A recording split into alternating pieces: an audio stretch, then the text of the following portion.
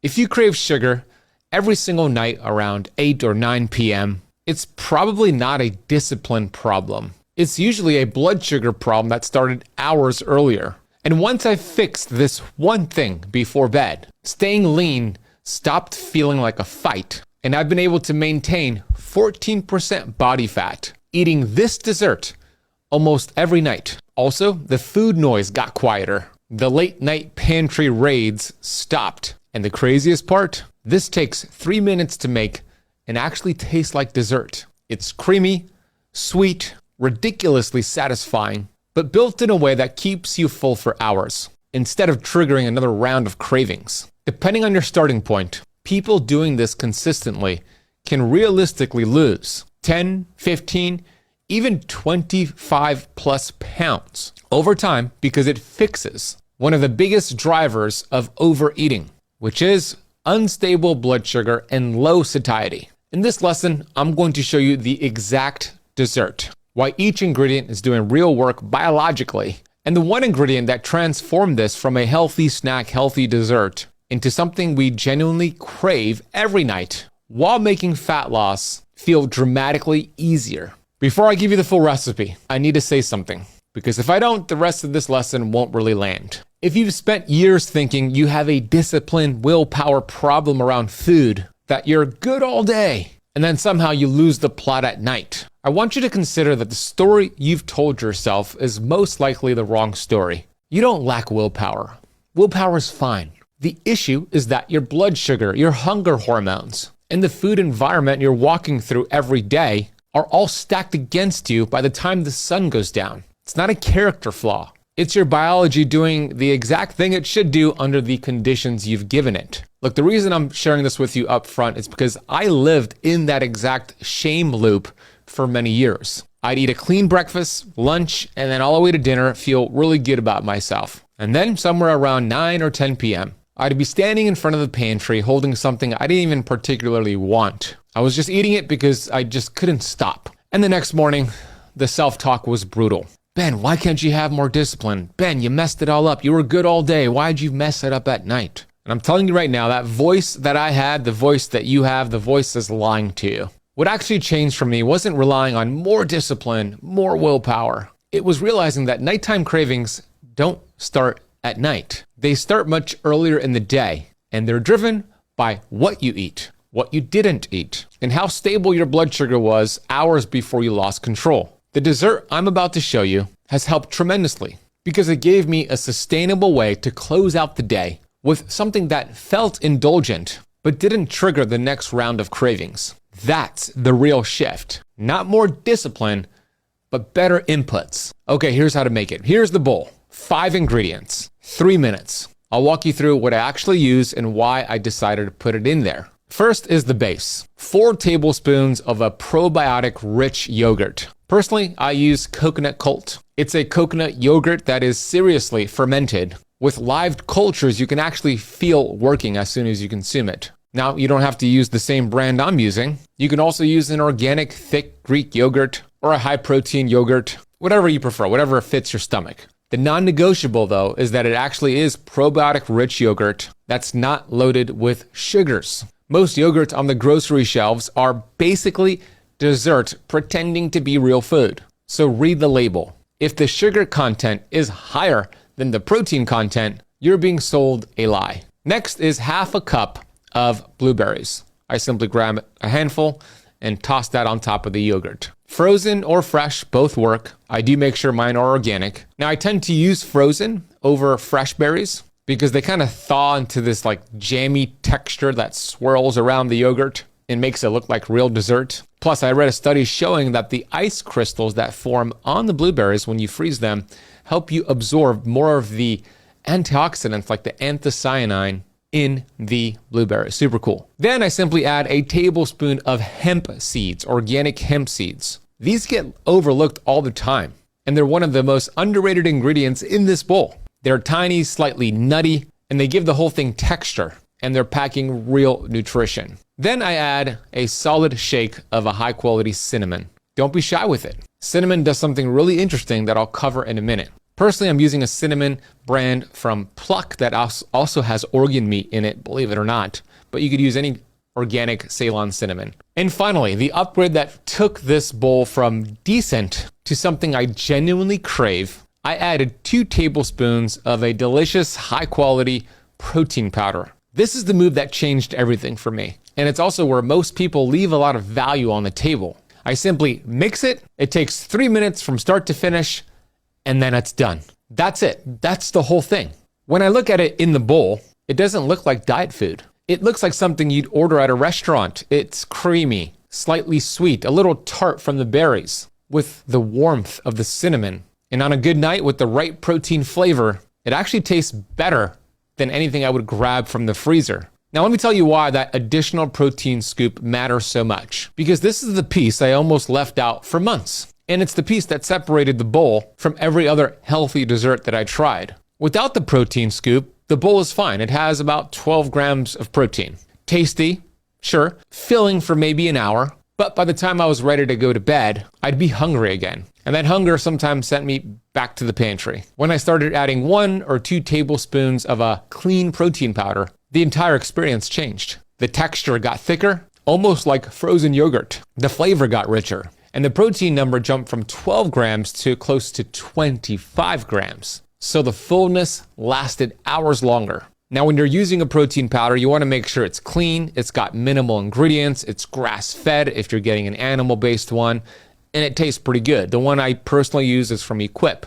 And the reason why this is important is because most protein powders on the market either taste like chalk or they're filled with garbage ingredients that I would never put in my body. Artificial sweeteners, gums, seed oils, the usual. So make sure your protein powder uses clean ingredients. Make sure it mixes well into the yogurt without getting clumpy. And make sure it actually tastes good like dessert when you stir it in and try it. This part matters most than what people realize. Here's the part that genuinely surprised me. I always thought of protein powder as a gym thing, something you drink after lifting some weights. But using it for flavor and texture upgraded the entire yogurt bowl for me. And there's a specific reason why this matters, which I'll talk about in a minute. But I want you to understand why this combination is so important and what it's actually doing in your body according to incredible research. Because if you understand the why, you'll stop second guessing it on the nights you almost skip it. All right, the first thing is we're starting with protein, right? When you eat enough protein in one sitting, your body releases satiety hormones. These are GLP-1,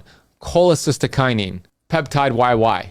Yeah, the same GLP-1 that you might get from Ozempic. These chemicals signal to your brain, we're good, put down the fork. You could stop searching for food now. Researchers at the University of Missouri ran a study on high protein meals. These meals had around 35 grams of protein and found that the participants had significantly less evening snacks on high fat, high sugar foods compared to lower protein meals or skipping the meal entirely. And that wasn't a small effect. That's the difference between a controlled night that you win and a 9 p.m. pantry raid. Now the yogurt piece. Probiotics don't actually burn fat. Let me make that very clear right away, because the supplement world might make you think otherwise. But what probiotics really do, they support a healthier gut environment, which influences inflammation, hunger signaling, and digestion. The probiotic yogurt that I use also gives you slow digesting healthy fats and a creamy mouthful that genuinely satisfies like a dessert craving,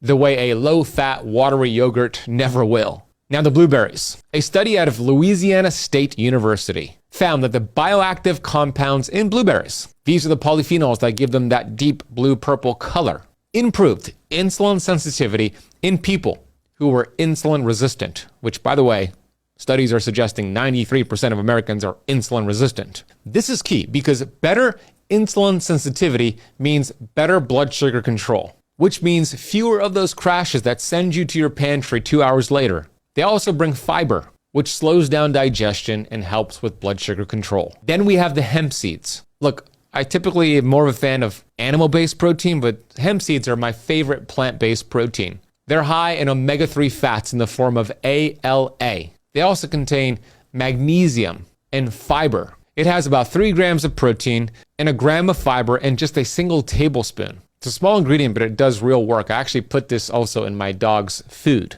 Then we have the cinnamon. A meta-analysis published in the Annals of Family Medicine looked across multiple studies and found that cinnamon was associated with modest reductions in fasting blood glucose. Yes, modest, not magical, but every small win on the blood sugar side begins to stack. The whole bowl is doing one thing in different ways: stabilizing blood sugar, slowing down digestion, and stretching satiety long enough that your brain doesn't start screaming for sugar an hour later. That's the whole game. That's the key. This is the part I actually want you to sit with, because it's the piece that took me the longest to really understand. For most of my adult life, I thought nighttime cravings were a nighttime problem. That's where they showed up. That's where they hit the hardest. So that's where I tried to fix them with willpower, with distractions, with trying to go to bed early, with telling myself, just don't eat, it's too late. None of it worked consistently. What I eventually figured out, and what the research backs up,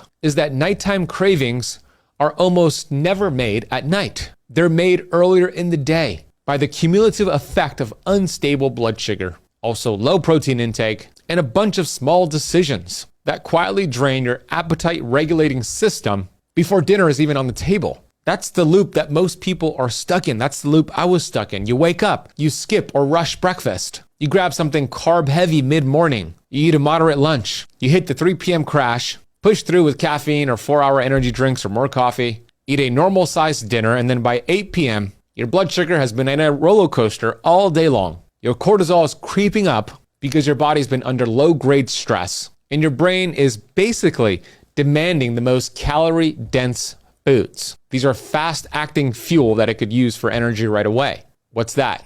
Sugar and fat. So hear me out. This is not a weakness. That's your body trying to survive a day it was never built for. The reason this dessert worked so well for me and many of my students isn't that it has some magical special ingredient. It's that adding a high-protein, fiber-rich, blood sugar stable bowl at the end of the day, right after dinner, broke the loop. I went into the night already satisfied, already stable, already done with food. And when I started doing this consistently, something else happened that I wasn't expecting. The cravings during the day got quieter too. The food noise, that constant background hum of, what should I eat next? Is it time to eat yet? I wonder what's in the fridge. That got noticeably softer and quieter. Now, I'm not going to tell you it completely disappeared, but the volume came way down. And that change alone made consistency feel possible for the first time in years. Once your cravings calm down, fat loss will stop feeling like a fight.